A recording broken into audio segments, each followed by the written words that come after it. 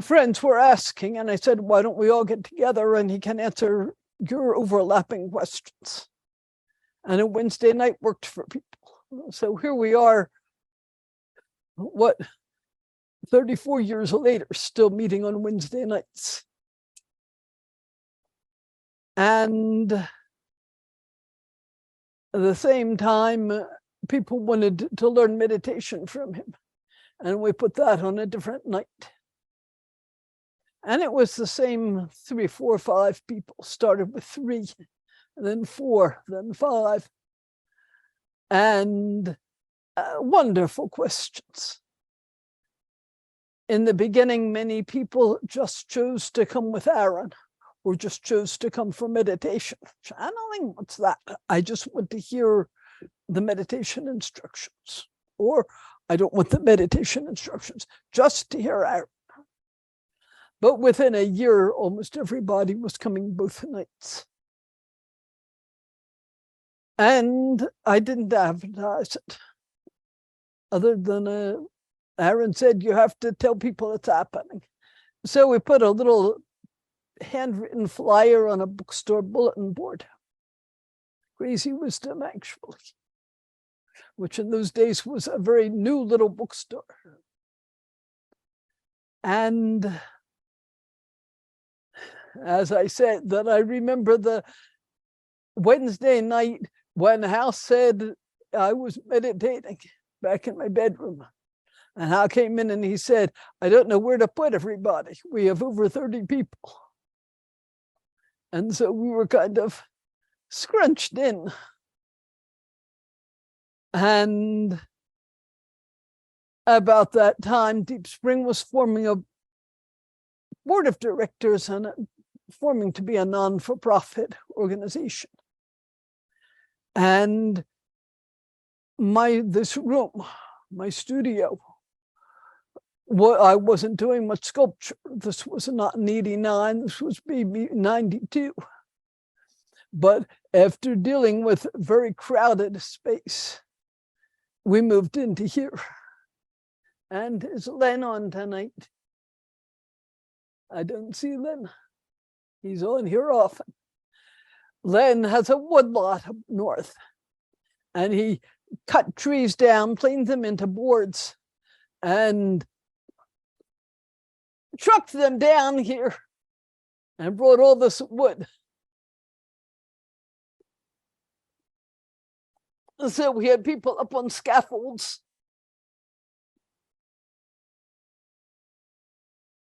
Nailing boards into the ceiling with Frank supervising it.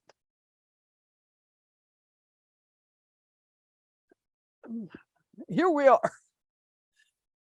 We've been in our site on Washtenaw, and then a second site, and then at Interfaith Center. And now we're back here again. It feels like coming home. So this is Barbara. Welcome to 2023 Evenings with Aaron. And I was just sharing a bit of the history that we started this on a Wednesday night, on Wednesday nights, plural, every Wednesday night in 1989, in September 1989. So a long-going program. We're delighted to have you all. When Aaron incorporates in my body, I leave the body, literally, my consciousness leaves the body. It will look like me, same shirt, same hair, but it's Aaron in the body. I do not hear what he's saying. I'm not really here. So it's been a good summer, and I hope it has been for all of you. Some of you who were here last April, May, June will remember that I had a very serious foot infection that got into the bone in my foot. I was not allowed to walk or swim. I was off my foot until the end of July, but it's completely healed. And I'm delighted to say I actually saw the doctor today, and he gave me a big thumbs up and said it looks great. So I'm delighted to know that it healed. It was a powerful couple of months for me, 4 months actually, because I could not do all the active things I normally do. And I could not walk. I couldn't take care of Hal. I couldn't cook my own food. I couldn't do anything. I had to keep my foot elevated. So I spent a lot of time sitting on my deck meditating. Now I love to meditate, but I really did not want to command performance. So I could see that I had been putting off looking deeper at some of the things that I needed to look at. At that point, still not really resolved grief over Hal's stroke and the big change in my life. Hal is my husband, and he had a major stroke in January 2018. So it's been over 5 years. But I was just keeping myself so busy, and I was so busy taking care of him with COVID, bringing him home from the nursing home, learning how to take care of him at home. They were good. I won't call them excuses. They were valid reasons. But still, I was avoiding going to that place of grief. And I really needed to do that and to release it. I had the opportunity to look at old places from past lives of feeling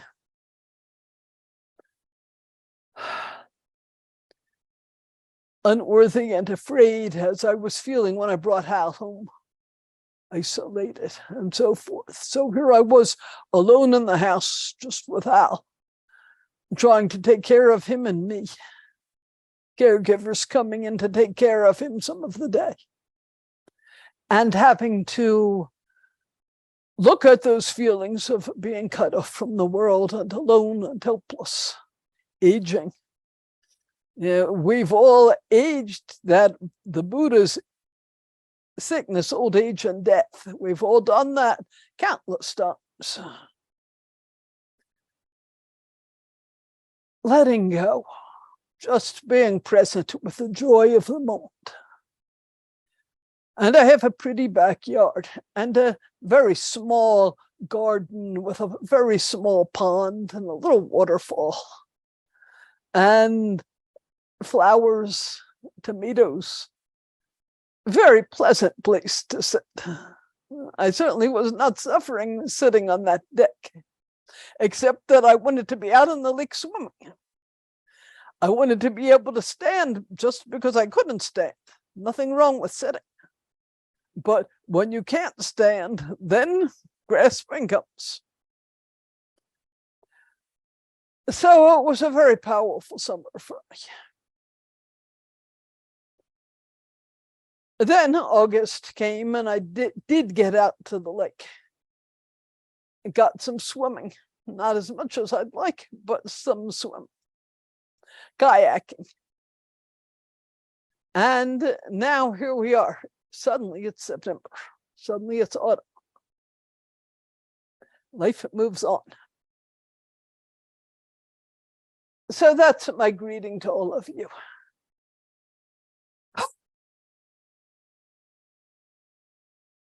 My blessings and love to you all. I am Aaron. It's truly a joy to see you all here, to have this opportunity to talk with you, to share with you.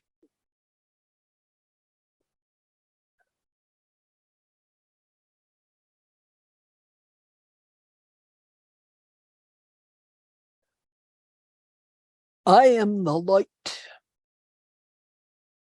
You are the light. You are the light of the world. You are the light of the universe. You are the light of the multiverses. Have you heard that term? If there is one universe, of course, there are multiple, infinite universes. Or so it would seem. I've never tried to count.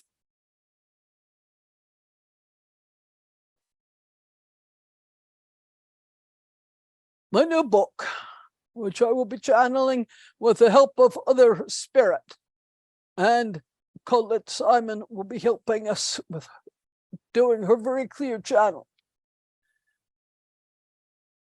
We don't have a final name for it yet, but I'm dubbing it temporarily, Let There Be Light.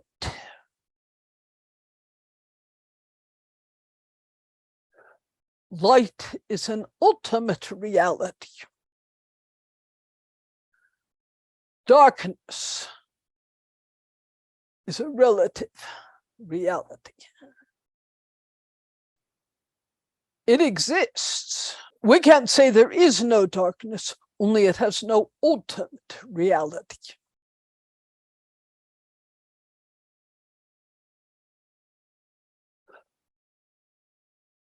This earth was planned as a plane of light. Sort of what we'll discuss on Saturday at the workshop. Yeshua and I, Ariel, who was my teacher, Mary, Love, and others will come in. Some or all of them. Talking about the planning of this earth realm as a place of light, and discussing the origins of consciousness before earth and then on earth, and the work of consciousness on earth.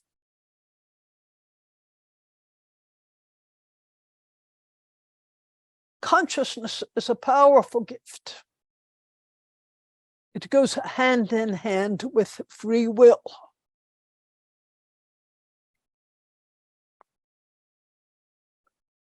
And the time before time, when everything knew its unity and had no concept of the individuated self, there, of course, could not be free will, because whose will would it be? There was, let me say it a bit differently, there was the will of the one, of the divine creator, however you name that, of the unconditioned itself, of love.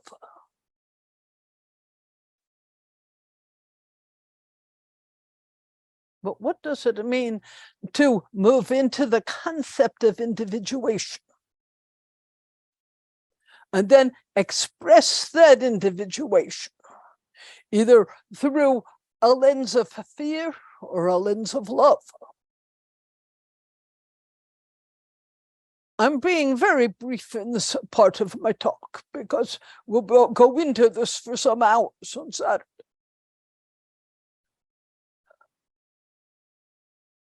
But of course, there were other heavy density planets before the Earth, co-created with the intention to bring forth light. And yet it could not sustain that high vibration. Why do we then suppose that Earth will be able to do that? Because you, my friends, are waking up. You are coming into a much deeper clarity of your own innate truth and being, and of your intentions that you carried with you into the incarnation. You have tried this many times, and each time you've gone a little bit higher and a little bit higher. Each time around, the vibration of the earth itself has come up. The earth has gained the stability to hold that higher vibration.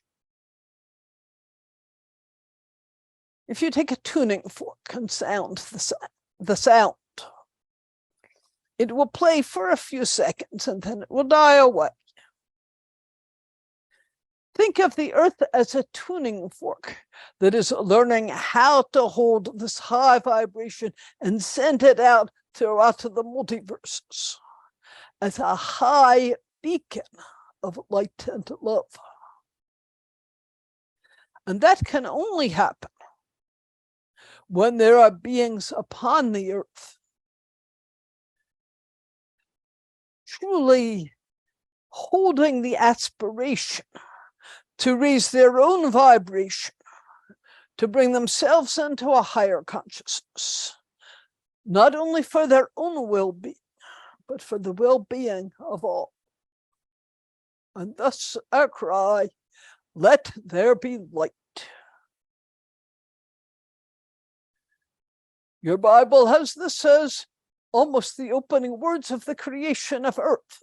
Let there be light. Why do you think those words came through? Because of all the very high vibrational beings who had helped to co-create the earth. Not necessarily one hand up there saying, let there be light, but so many brothers and sisters of light, a very high vibration, but without physical bodies, who believed together. And rather than believed, I would use the word knew the possibility of light grounded in material form and the power of that light. And then it was handed to those of you who made the decision, yes, I will incarnate. I will try this new place because I know myself as light on that plane without the material body. You did know yourself as a light. But then you came through and there was so much going on around you. And you agreed as you came in to forget the essence of who you were. It was important that you agreed to forget. Here's where free will comes in. The free will to forget and say, what's going on is not my fault, and I can't make it better, and I'm lost in the darkness. Or the free will to say, I choose, even amidst any chaos that I encounter and any darkness I encounter, I choose to be the light, to bring forth the light, to live the light. Throughout ancient history, there were beings that came in as light to speak to the darkness. I'm talking about very ancient history. Most of those names are not in your memory. But there are those, the great masters, such as Gautama Buddha, Siddhartha Gautama, the Buddha, who basically taught we are beings of free will that can choose love. Our suffering comes when we choose fear and darkness, grasping at hatred. But you can be free, and he taught that freedom. Then Yeshua, who came in and taught the power of love and the free will choice of love. I cannot name all of these great masters. These are two of the most well-known.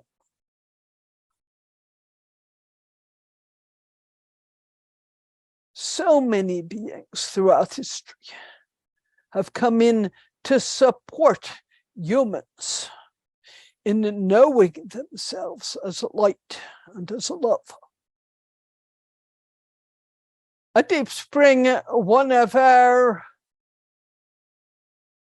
predominant teachings is of meditation. We are thusly Deep Spring Center for Meditation and Spiritual Inquiry. The spiritual inquiry part, more or less what I'm doing tonight, but also the very important aspect of meditation, Vipassana, mindfulness meditation, pure awareness meditation, the practices of the heart, and so forth. The practices that help you remember the truth of your being, and that you are not merely this consciousness that stumbled into this heavy density realm, perhaps imagining it to be pushed here by karma, but that you are light, love, awake beings that said somewhere back in history, I will go. I will come to earth and prove that a heavy density being can express itself deeply as light and as love. There's a beautiful song that Barbara loves. I will not try to sing it, just say the first verse. I, the Lord of sea and sky, I have heard my people cry. All who live in dark and pain, my hand will save. I who made the stars of night, I will make their darkness bright. Who will bring my love to them? Whom shall I send? And then the chorus, here I am, Lord. Is it I? It is I, Lord. I have heard you calling in the night. I will go, Lord, if you lead me. I will hold your people in my heart. Do those words resonate as truth for you? Somewhere, time before time, there was the call, and you said, here I am. I will go if you will lead me, if love will lead me. And I will hold all those who suffer in my heart. And I will remember and wake up. I will hold this ground of love and make it available not only to the sentient beings on the planet, but to the planet itself, which is herself a sentient being. I will help to anchor that love and light into this earth plane and raise the vibration. Then the harmony, the high chords of love can echo out throughout this universe and beyond this universe, into the multiverses, into all places wherein we say love and light prevail. And we say to the darkness, you have free will to abide in darkness. I do not attempt to take that from you. When you are ready, the door is open to come into the light and know yourself as light.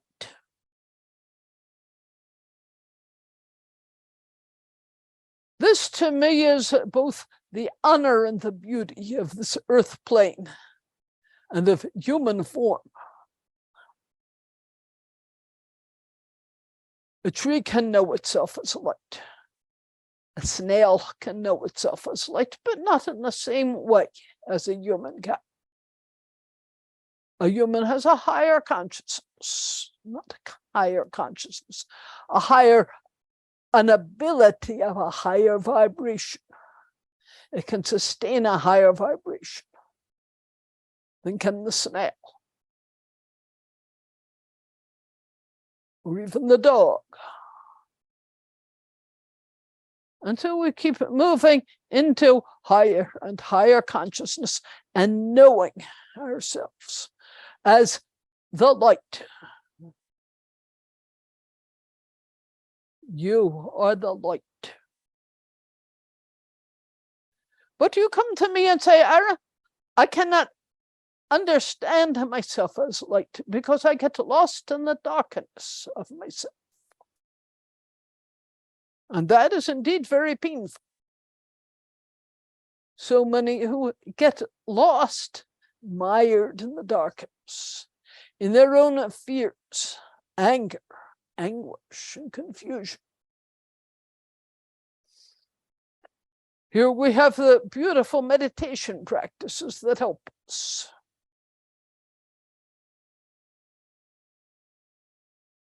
I would say here that on Saturday, we have 4 hours, so we'll have time for background and more meditation practice. And I'm talking about how we use the practice. And of course, many of you are in the class where we practice this on a weekly basis. Alternate weeks, I guess. But basically, as we sit and meditate, we do not try to hold some special mind state and push everything else away. We invite presence with whatever is predominant in our experience. Breathing in and breathing out. Breathing in and breathing out. Presence with what is predominant in our experience. Sometimes what is predominant is pleasant. And sometimes it's unpleasant. Barbara described how she sat on the deck many hours a day, up to 8, 10, 12 hours a day this summer. Unable to get up and walk, unable to tend her garden, unable to go for a swim if it was hot, or take a walk in the woods. There was nothing unpleasant about her experience. It's a pretty shady yard.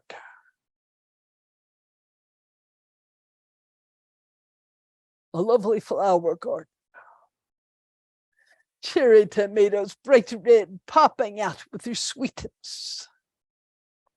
Frogs jumping into the pond. What made it unpleasant? Her grasping. I want to be somewhere else. And so her practice. And she has done this practice for years, but she still had to work at it. Our practice was to note the contracting energy, grasp. Breathing in, I am aware of the grasping. Breathing out, I allow space for the grasping. And gradually opening to the question, who is grasping? Can I find any separate self here? Barbara, of course. But who is this Barbara? What is there beyond Barbara? What is bigger than Barbara? What is this field of awareness, this love, this presence, of which I am one expression? The unconditioned itself, or God, or Goddess, however you want to call it.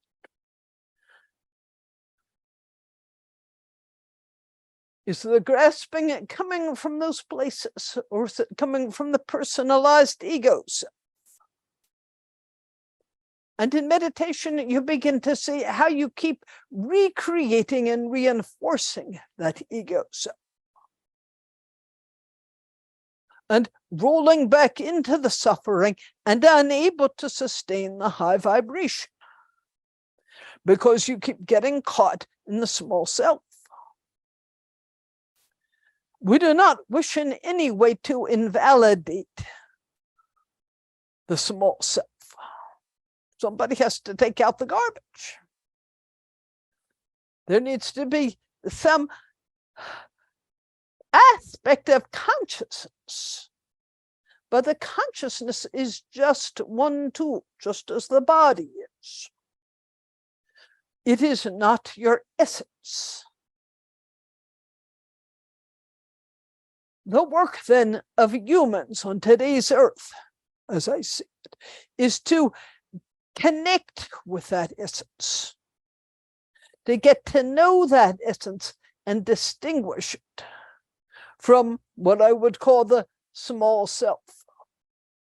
To distinguish, if I might put it this way, between mundane consciousness, which is part of the aggregates of the self, just as the body and the mind are among the aggregates. Consciousness is an aggregate. And the awareness, the presence, the awake state, that is the essence, that is truly the expression of the unconditioned.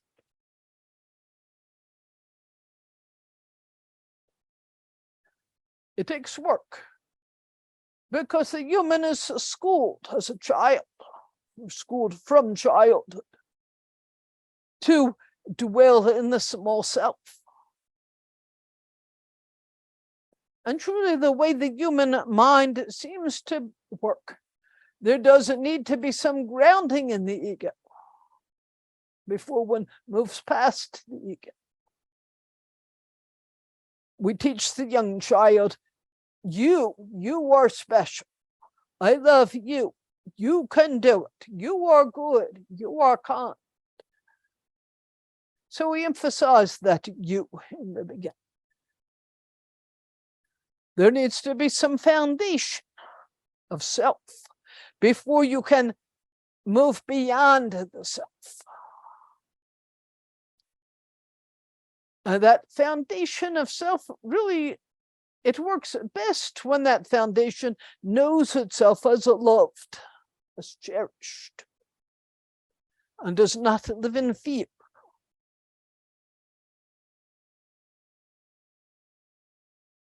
Then, as the child matures, they become ready to let go of a belief in the self as only this consciousness.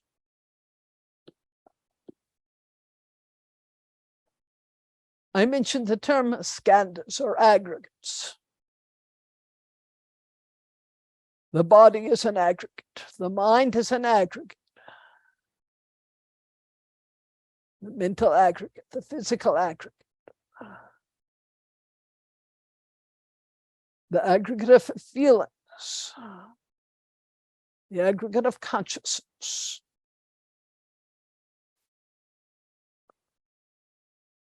Many years ago, decades ago, probably over 30 years ago, I sat coaching Barbara as she sat on a beach with the waves arising, watching the waves breaking, coming down on the shore, rolling up onto the beach, almost right up to where she sat, and then back into the sea.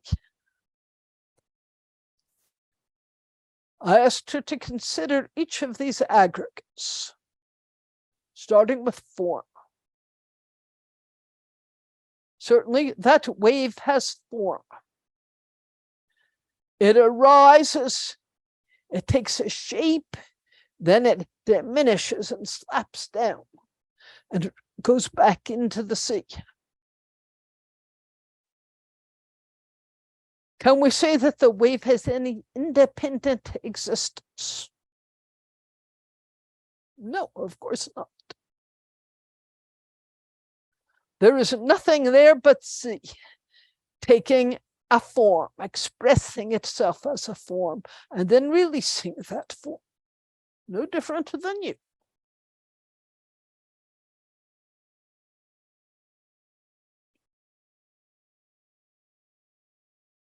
I asked her to look at it. She couldn't see this as clearly in the wave, but to look at the mental aggregate, to see a thought arise as she would see a wave, and to see that the thought arises out of the vast sea, takes a shape, and then dissolves again.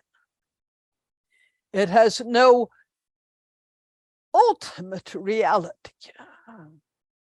That does not mean that thoughts don't have any power, but they have no ultimate reality. Even a kind thought has no ultimate reality. It's just a thought, an emotion, a feeling, a body sensation. An itch might arise, and then it passes away. It has no ultimate reality. In whom is it arising? Does anybody own it? You are experiencing it, but it is not of the nature of self. It arose from conditions, and it will pass.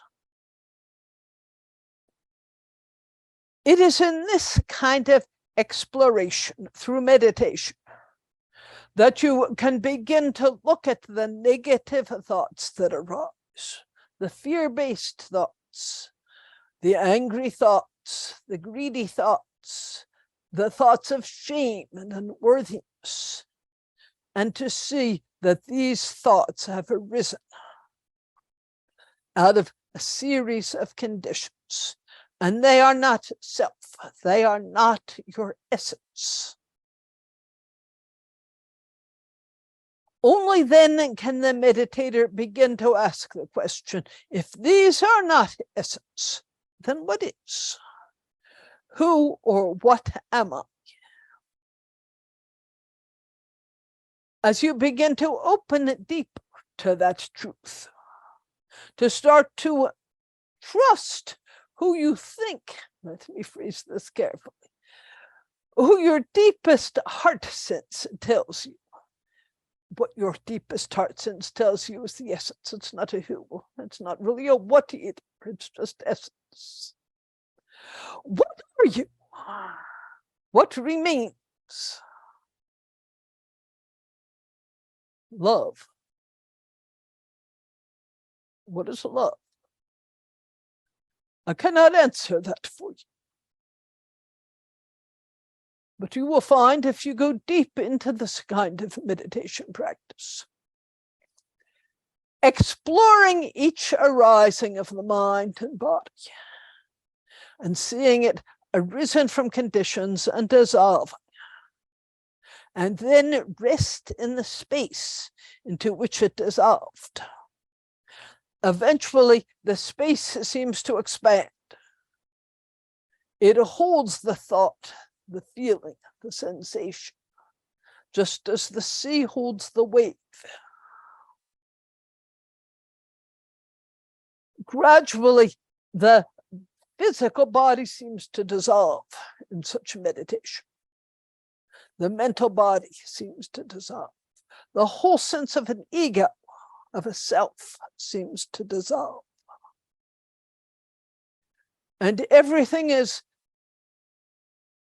filled with light. The heart expands.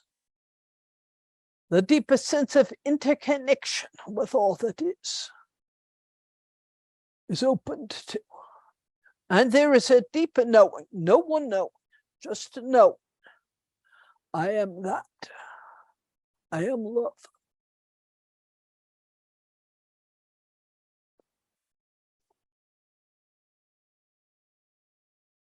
Your world seems to be filled with pain and chaos in these days.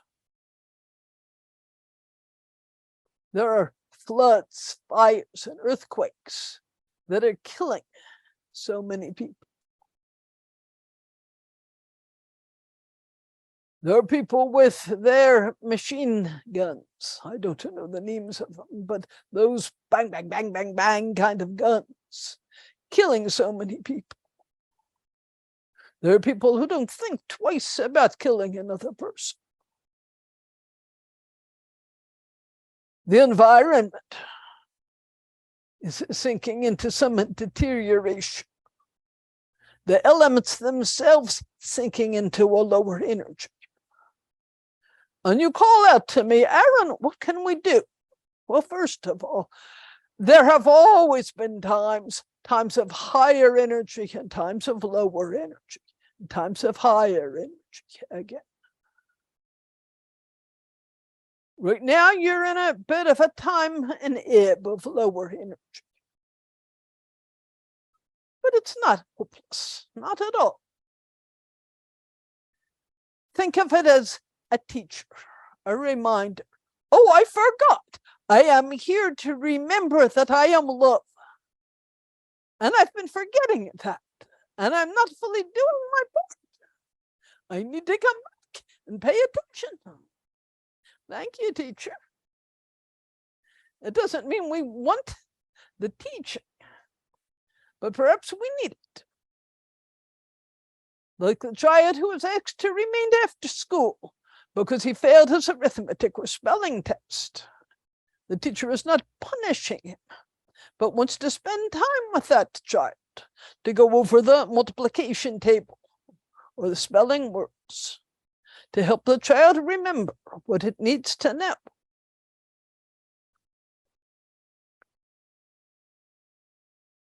I do not see the negativity in the world or the devolution of the elements and of world conditions, of environmental conditions, as any proof that anything bad is happening,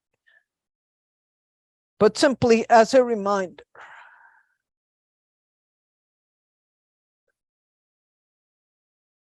We need to pay attention. Here I am, Lord. Is it I, Lord? I have heard you calling in the night. I will go, Lord, where you lead me. I will hold your people. I will hold your world in my heart. We need to remember and to pay attention and to recommit over and over, to recommit.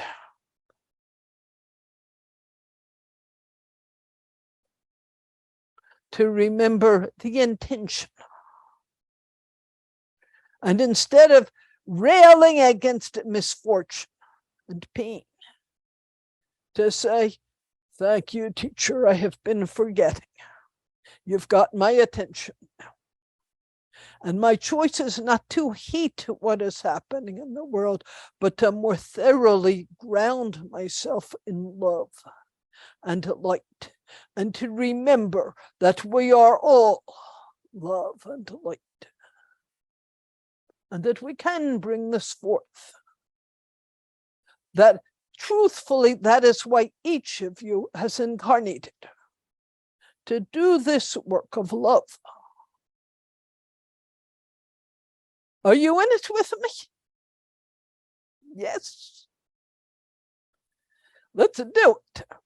There are groups like yourselves all over the world doing this work of remembering that they are love and that together we can make a difference. Not just for your personal self or your community, family, community, country, world, but literally for the universe. Because there are beings of darkness out there.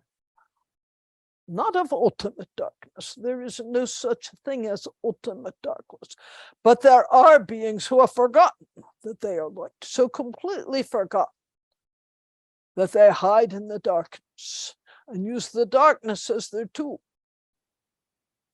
And the only answer to such beings is to say no from a place of love, from your heart. And to say no in that way takes going into your own bits of darkness, sometimes big areas of darkness, and saying no. I will not become lost in the darkness. Now, it's very hard for Barbara to come out of channeling and to speak in a focused way, but I'm going to ask her to do this because I wanted to speak some to you about what she was working with this summer. I think I'm not saying this to put her up on a pedestal in any way.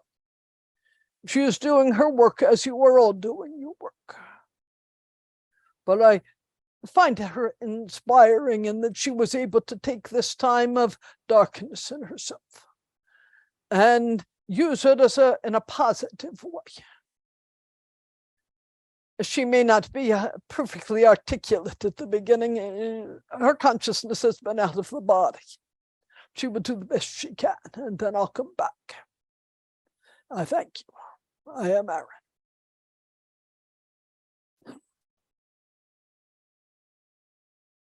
Thank you, Aaron. One moment, please. Aaron is talking to me. Aaron, I can't do that. He says, yes, you can. Okay, when my consciousness is out of the body, it's very hard to come back and ground myself back into the body quickly. He says, relax and just share.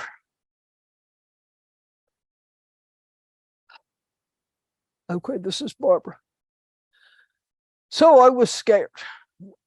I'm 80 years old, but I feel like I'm going to make it to 100. My mom lived to 97, healthy until that point, and I'm a younger generation, and I'm healthy. And I have a deep aspiration to share the Dharma. So this is my life and my joy. So there I was, though, faced with, if this doesn't heal, we're going to need to amputate at least the toe, maybe the foot or the whole leg. And it was terrifying. Nobody wants to lose a leg.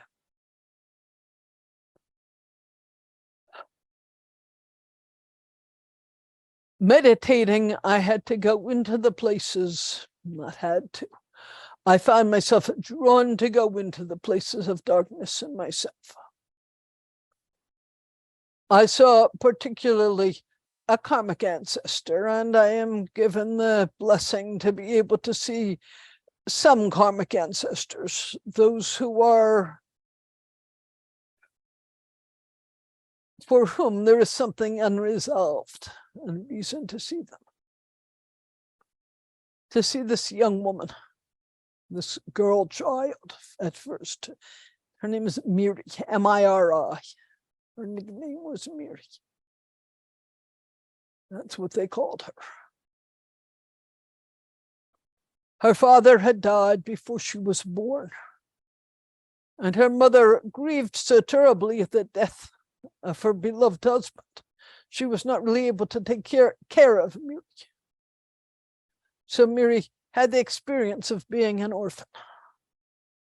She had loving friends and family, a loving grandmother, people who took care of her. But she felt there must be something wrong with me to have been abandoned by both my parents. This was her child consciousness.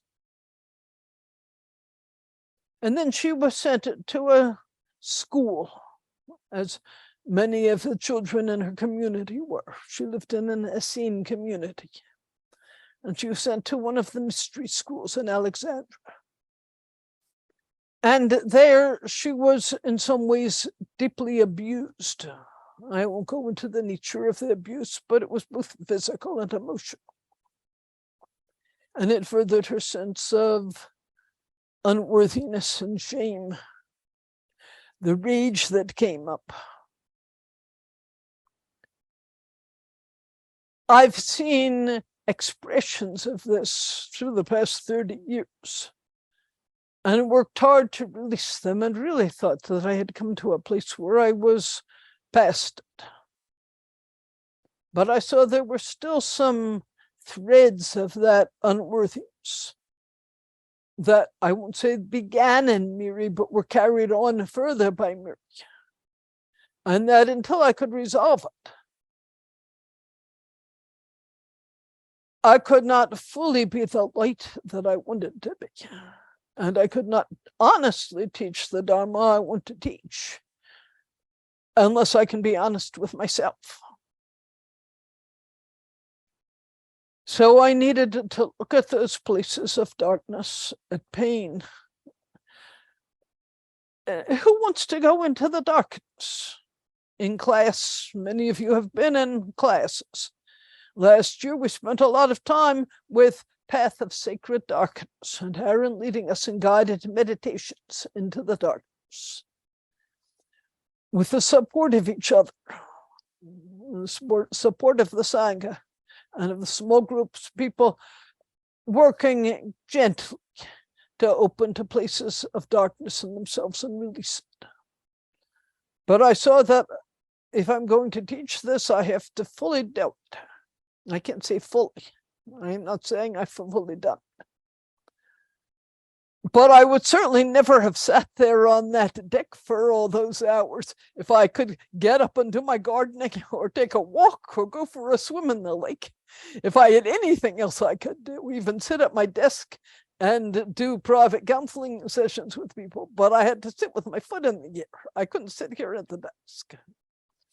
I was really right there. There was no place I could go but there at my desk, on my deck, on my recliner chair with my foot in the air, meditating. Well, I'm lucky I was given a heavenly realm to do this. I have a huge 70-foot spruce tree here out my window. Hal and I planted that tree over 50 years ago as a 18-inch baby spruce. And now it's grown into a magnificent tree. There are a half dozen other spruces next to it, but this is the biggest one. So there I sat, looking up the spruce branches, feeling the power of the spruce and its energy, and the blue sky and the sunshine and the occasional rain, little umbrella, keeping the rain off my face, but watching it coming down all around me on the deck. Earth, air, fire, water, the purity of the elements, and to finding the power in myself, the power of love to go into this darkness and release this darkness. And we can't just do it for ourselves. We do it for all beings. I'm no one special here in doing this. I know a number of you who I've spoken to in the past 6 months who have done similar work. We're all doing it.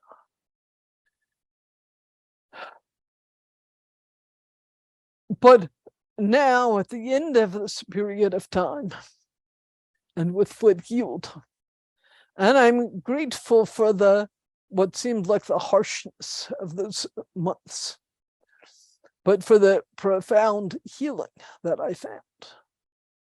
Releasing Miri and Barbara and all the whole line of karmic ancestors from feelings of unworthiness and negativity. That doesn't mean I will never have negative thoughts again. Of course I will. I'm human. But a little less trapped in them. So I think this is what Aaron was asking me to talk about. Looking into the path of sacred darkness, finding the light in ourselves, there in the darkness, and how powerful that light is when we allow ourselves to experience it and express it out into the world. That we truly can do this and need to do this, because this is why we came into incarnation. And of course, we're terrified of it. That goes without saying. It's okay. Just because we're terrified doesn't mean we can't do it. Holding space for the fear, loving ourselves, not forcing ourselves beyond what we feel we can do in this moment, but increasingly finding the power that we have to deepen in love. Aaron, is that sufficient? He says, yes, thank you. Are you going to come back, Aaron? Yes, please. He's saying he wanted me to tell my story, not to try to tell it for me. So I have a question for you, Aaron. Would you say in some way I created this infection in the foot as a way to learn this? No, Aaron, I'm going to ask you to incorporate and answer that question. You know what my question is. So please, you take the body.